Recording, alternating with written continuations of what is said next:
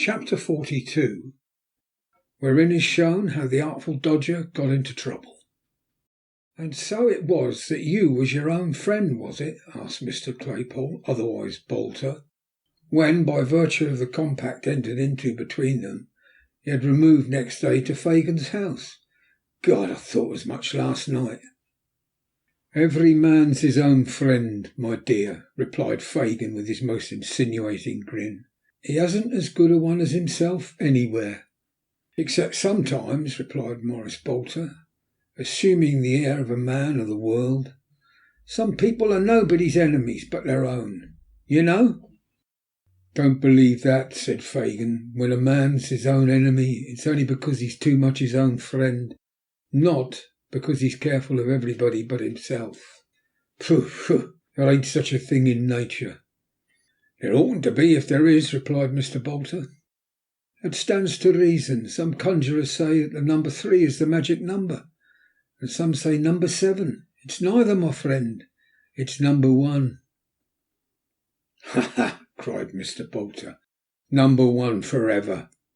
"In a little community like ours, my dear," said Fagin, who felt it necessary to qualify this position, "we have a general number 1, without considering me too as the same, and all the other young people." "Oh, the devil!" exclaimed Mr. Bolter. "You see," pursued Fagin, affecting to disregard this interruption, "we are so mixed up together and identified in our interests that it must be so. For instance, it's your object to take care of number 1, meaning yourself." "Certainly," replied Mr. Bolter. "You're about right there."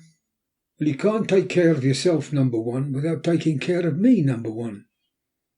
"Number 2, you mean," said Mr. Bolter, who was largely endowed with a quality of selfishness. "No, I don't," retorted Fagin. "I'm of the same importance to you as you are to yourself." "I say," interrupted Mr. Bolter, "you're a very nice man, and I'm very fond of you, but we ain't quite so thick together as all that comes to." "Only think," said Fagin, shrugging his shoulders and stretching out his hands. "Only consider. You've done what's a very pretty thing, and what I love you for doing, but what at the same time would put the cravat round your throat that's so very easily tied and so very difficult to unloose. In plain English, the halter." Mr. Bolter put his hand to his neckerchief as if he felt it inconveniently tight, and murmured an assent, qualified in tone but not in substance. "The gallows," continued Fagin. "The gallows, my dear, is an ugly finger post, which points out a very short and sharp turning that has stopped many a bold fellow's career on the broad highway. To keep in the easy road and to keep it at a distance is an object number 1 with you." "Oh, of course it is," replied Mr. Bolter. "What do you talk about such things for?" "Only to show you my meaning clearly," said the Jew, raising his eyebrows. "To be able to do that you depend upon me. To keep my little business all snug I depend upon you. The first is your number 1, the second my number 1. The more you value your number 1, the more careful you must be of mine. So we come at last to what I told you at first, that a regard for number 1 holds us all together, and must do so unless we would all go to pieces in company." "That's true," rejoined Mr. Bolter thoughtfully. "Oh, you're a cunning old codger." Mr. Fagin saw with delight that this tribute to his powers was no mere compliment, but that he had really impressed his recruit with a sense of his wily genius, which it was most important that he should entertain in the outset of their acquaintance. To strengthen an impression so desirable and useful, he followed up the blow by acquainting him in some detail with the magnitude and extent of his operations, blending truth and fiction together as best served his purpose, and bringing both to bear with so much art that Mr. Bolter's respect visibly increased, and he became tempered at the same time with a degree of wholesome fear which it was highly desirable to awaken. "It's this mutual trust we have in each other that consoles me under heavy losses," said Fagin. "My best hand was taken from me yesterday morning." "You don't mean to say he died?" cried Mr. Bolter. "No, no," replied Fagin. "Not as bad as that. Not quite so bad." "What, I suppose he was wanted?" interposed Fagin. "Yes, he was wanted." "Very particular?" inquired Mr. Bolter. No, replied Fagin, not very. He was charged with attempting to pick a pocket, and they found a silver snuff box on him. His own, my dear, his own, for he took snuff himself and was very fond of it. They remanded him till today, for they thought they knew the owner. Ha ha! He was worth 50 boxes, and I'd give the price of as many to have him back. You should have known the dodger. Well, but I shall know him, I hope. Don't you think so? Said Mr. Bolter. I'm doubtful about it, replied Fagin with a sigh. If they don't get any fresh evidence, it'll only be a summary conviction, and we shall have him back again after 6 weeks or so. But if they do, it's a case of lagging. They know what a clever lad he is. He'll be a lifer. They'll make the artful nothing less than a lifer. What do you mean, lagging a lifer? Demanded Mr. Bolter. What's the good of talking in that way to me? Why don't you speak so as I can understand you? Fagin was about to translate these mysterious expressions into the vulgar tongue, and, being interrupted, Mr. Bolter would have been informed that they represented a combination of words, transportation for life, when the dialogue was cut short by the entry of Master Bates, with his hands in his breeches pocket, and his face twisted into a look of semi-comical woe. "It's all up, Fagin," said Charlie, when he and his new companion had been made known to each other. "What do you mean?" "They found the gentleman as owned the box, 2 or 3 more as to come in to identify him, and the artful's booked for a passage out," replied Master Bates. "I must have a full suit of mourning, Fagin, and a hatband to visit him in before he sets out upon his travels. And to think of Jack Dawkins, lummy Jack the Dodger, artful dodger, going abroad for a common 2penny halfpenny sneeze box. Never thought he'd done it under a gold watch, chain and seals at the lowest. Oh, why didn't he rob some rich old gentleman of all his valuables, and go out as a gentleman, and not like a common prig without no honour nor glory?" With this expression of feeling for his unfortunate friend, Master Bates sat himself on the nearest chair, with an aspect of chagrin and despondency.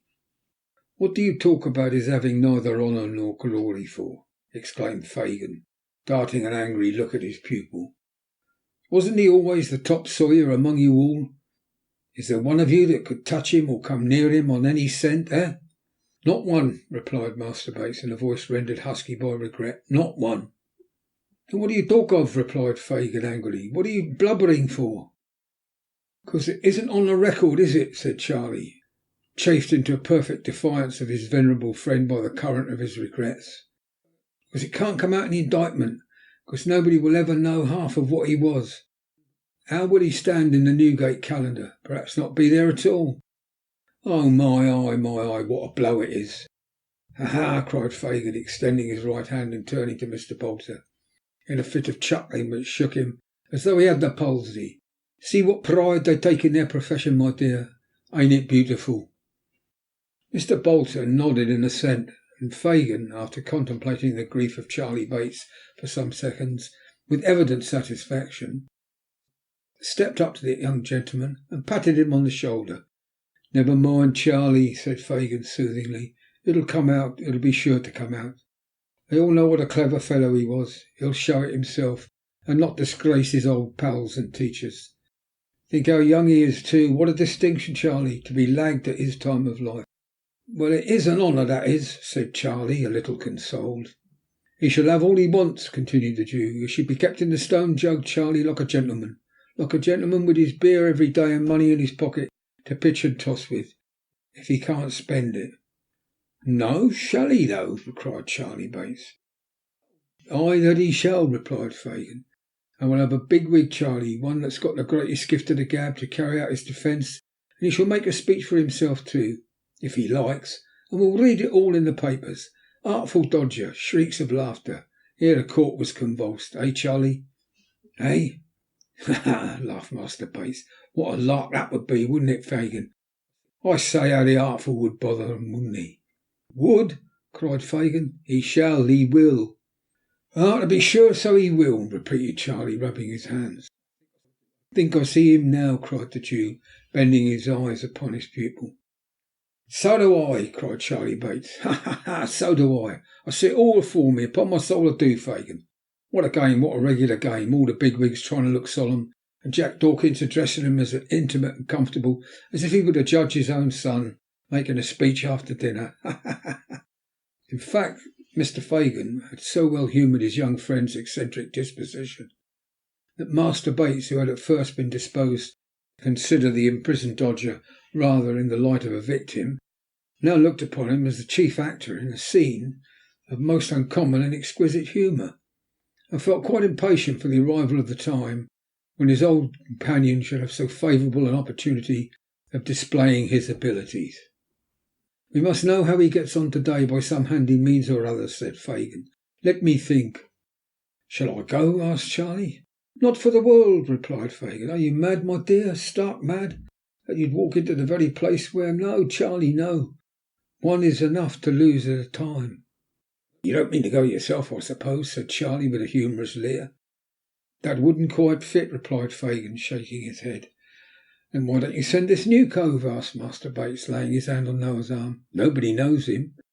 "Why, if he didn't mind," observed Fagin. "Mind?" interposed Charlie. "What should he have to mind?" "Really nothing, my dear," said Fagin, turning to Mr. Bolter. "Really nothing."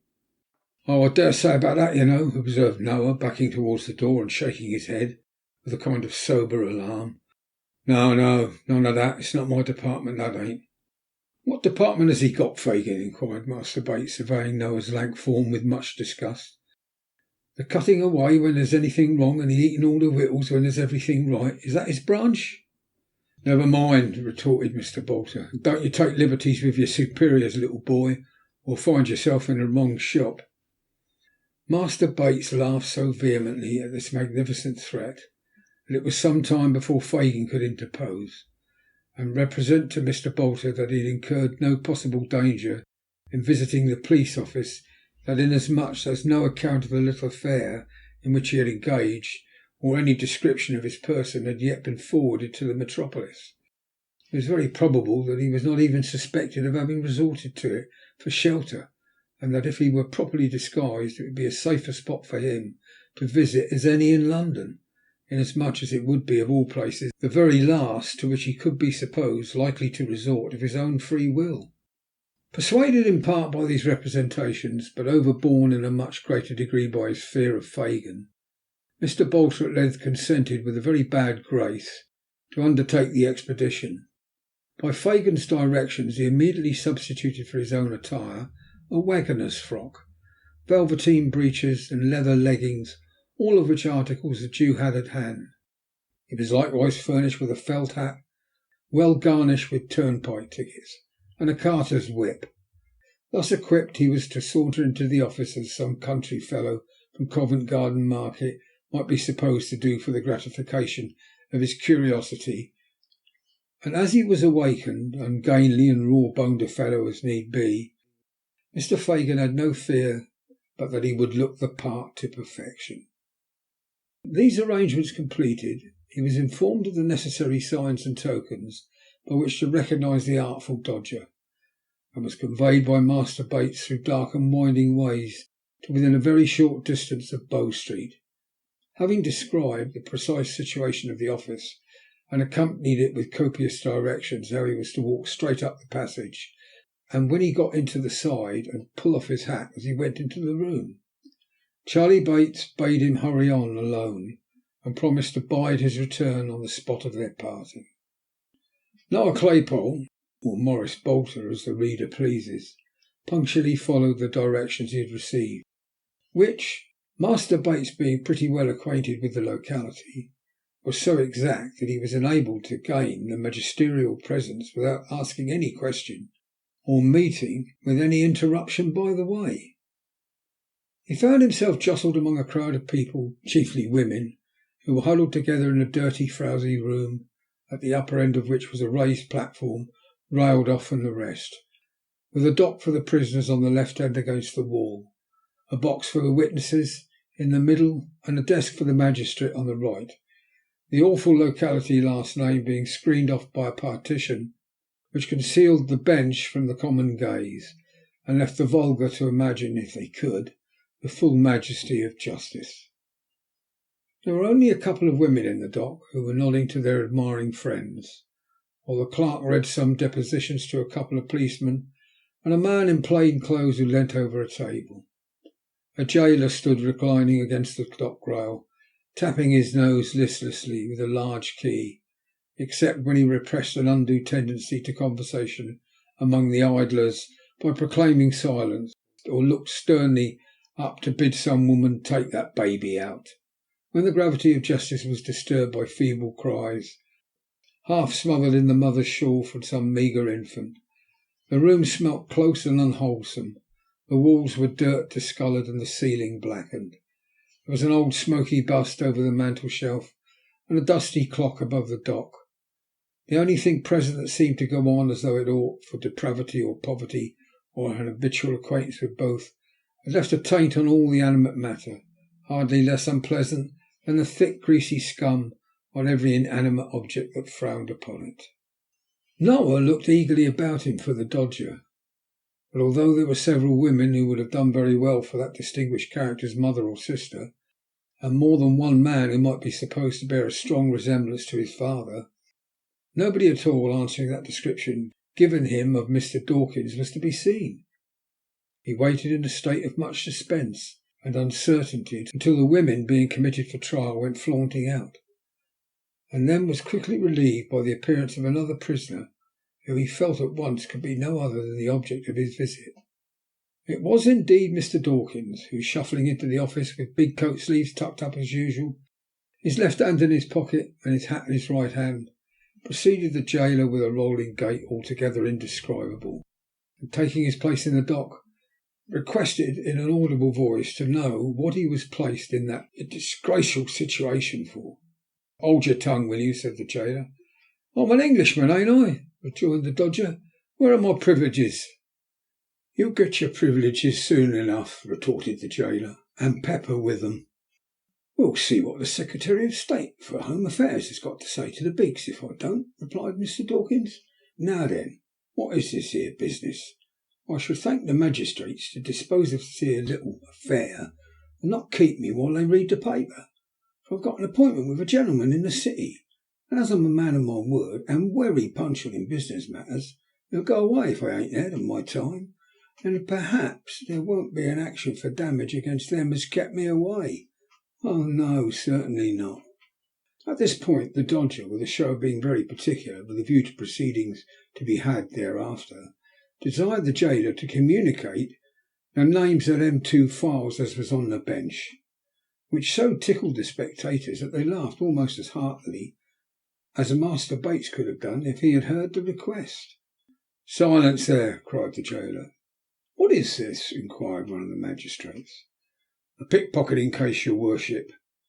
"Has the boy ever been here before?" "He ought to have been many times," replied the jailer. "He's been pretty well everywhere else. I know him well, your worship." "Oh, you know me, do you?" cried the Artful, making a note of the statement. "Very good. That's a case of defamation of character, anyway." Here there was another laugh and another cry of silence.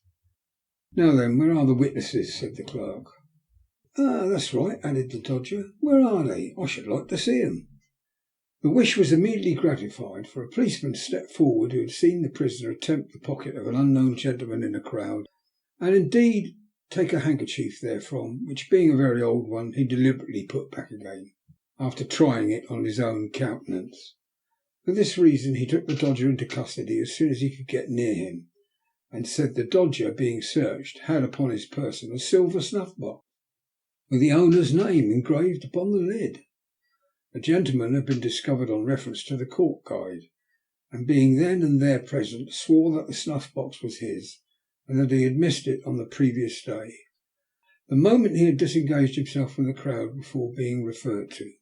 He had also remarked a young gentleman in the throng, particularly active in making his way about, and that young gentleman was the prisoner before him.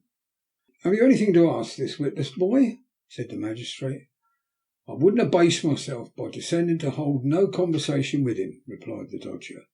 "Have you anything to say at all?" "Do you hear his worship ask if you've got anything to say?" inquired the jailer, nudging the silent Dodger with his elbow. "I beg your pardon," said the Dodger, looking up with an air of abstraction. "Did you redress yourself to me, my man?" "I never see such an out-and-out young vagabond, your worship," observed the officer with a grin. "Do you mean to say anything, you young shaver?" No, replied the Dodger, not here, for this ain't the shop for justice. Besides which, my attorney is a breakfasting this morning with the Vice President of the House of Commons, but I shall have something to say elsewhere, and so will he, and so will a very numerous and respectable circle of acquaintances as'll make them beaks wish they'd never been born, or that they got their footmen to hang 'em up to their own hat pegs afore they let 'em come out this morning to try it on upon me. I'll—" "There, he's fully committed," interposed the clerk. "Take him away." "Come on," said the jailer. "Oh, I'll come on," replied the Dodger, brushing his hat with the palm of his hand. "Ah, to the bench. It's no use your looking frightened. I won't show you no mercy, not a ha'porth of it. You'll pay for this, my fine fellows. I wouldn't be you for something. I wouldn't go free now if you was to fall down on your knees and ask me. Here, carry me off to prison. Take me away." With these last words the Dodger suffered himself to be led off by the collar, threatening till he got into the yard to make a parliamentary business of it, and then grinning at the officer's face with great glee and self-approval. Having seen him locked up by himself in a little cell, Noah made the best of his way back to where he had left Master Bates. After waiting here some time, he was joined by that young gentleman, who had prudently abstained from showing himself until he had looked carefully abroad from a snug seat and ascertained that his new friend had not been followed by any impertinent person.